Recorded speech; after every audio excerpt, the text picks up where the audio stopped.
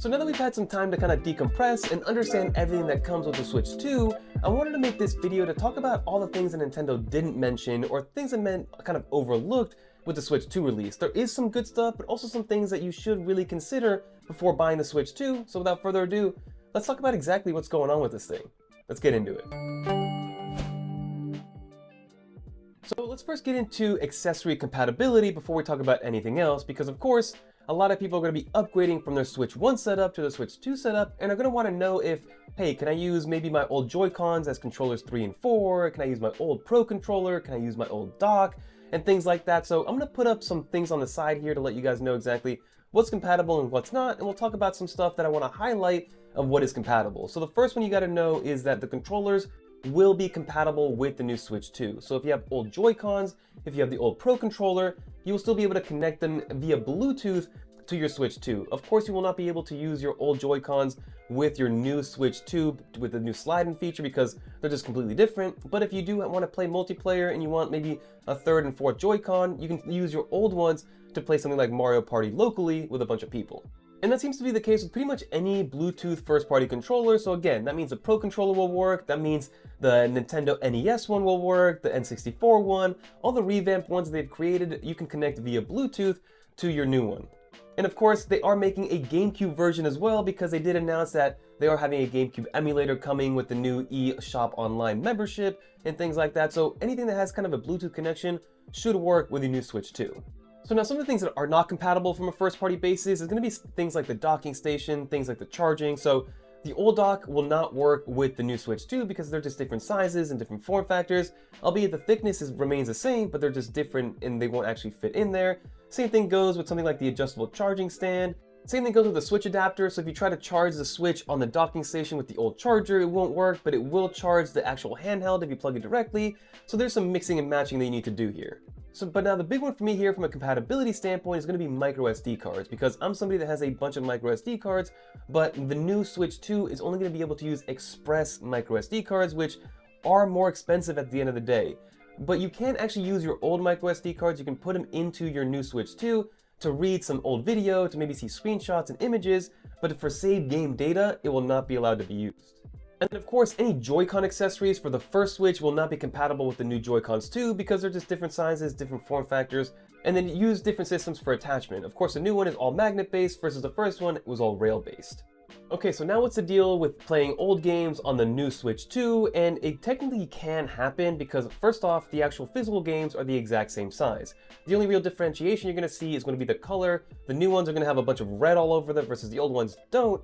But one thing to take into consideration here, which we definitely have to test out and demo live, is, again, the Switch 2 can only work with the new microSD Express cards. So I do think that when it comes to save data, I think you kind of have to restart if you are playing an old Switch game on the new console. All the old Switch games should be able to get into the Switch, be able to turn on and start running, but when it comes to save data, you're going to have to either migrate it over from your old Nintendo Switch or just start from scratch from the very beginning. So that's something to definitely consider if that's something that you want to get into. It should be relatively easy because Nintendo did talk about being able to transfer your saved game data from your Switch 1 to your Switch 2 fairly easily, but if you just put in your old game and try to put in your old microSD card into your new Switch 2, you will not be able to run your old save data on this new Switch. So definitely take that into consideration. But it is nice to know that Switch 1 games will work on Switch 2. Something else to take into consideration here is that you can actually buy, depending on which game it is and depending on how new it is. Let's say you have, Mario Party Jamboree, you have the Switch 1 version, you buy the new Switch 2, instead of buying the whole new Jamboree for Switch 2, you can just upgrade it to go to the Switch 2. It will be cheaper. We're not sure how much it's going to be yet, but it will be cheaper than buying the whole game all over again. So now something that I think is probably bad news for a game console that's supposed to be mainly handheld is that the battery life is actually taking a huge hit compared to the previous model.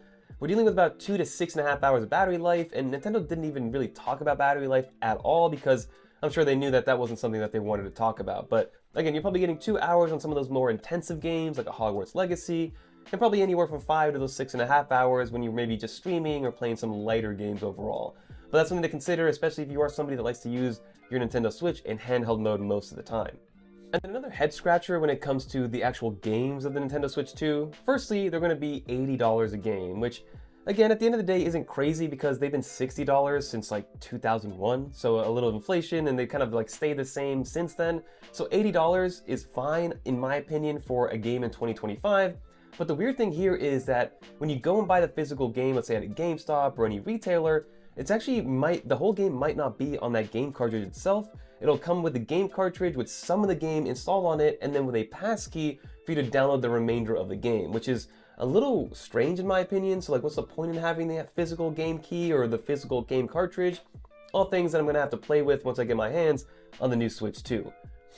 But then in other news, there is a little bit of a rumor here, and I was able to kind of talk to somebody at the Nintendo event, is the new camera. So the new Nintendo camera, I think is actually very cool, but not really the hardware, mostly the software, because you just need one camera to get up to 4 different video simultaneous feeds that not only gives you those feeds, but then also head tracks each person in the room, which I think is very impressive. But the cool thing is here that technically that is a $50 webcam that connects via USB-C. So I think, and what I was told, is that you can connect any external USB-C enabled webcam or camera to be able to have those software functions and connect it directly to your Switch 2, which I think is very cool overall. So if you have maybe a 4K video camera or something that's way better, higher quality, or something better than just a $50 webcam, that's something that you can maybe install in your room or install in your setup, and then use a third-party webcam, which could open up the doors to a lot of different manufacturers making Switch-enabled web cameras for the software capabilities. But those are all the things that I kind of wanted to bring up and touch on. So mostly compatibility for both hardware and software, the backwards compatibility of the games, the game key situation, the webcam stuff, and then of course everything else that we talked about from a pricing perspective. But again, the Switch 2 will be released on June 5th with pre-order starting April 9th. I'll leave my original video linked down below. The Switch 2 will start at $449 with a $499 bundle, and then some other accessories that you can purchase after the fact. But that'll do for this video. If you made it to the end, leave a little dolphin in the comments down below so I know you made it to the end. If you want to watch more videos like this one, definitely check out one of these videos right here. And if you guys are picking one up, let me know in the comment down below if you are, and what your favorite game is. But until next time, I'm Fernando. Peace, everybody.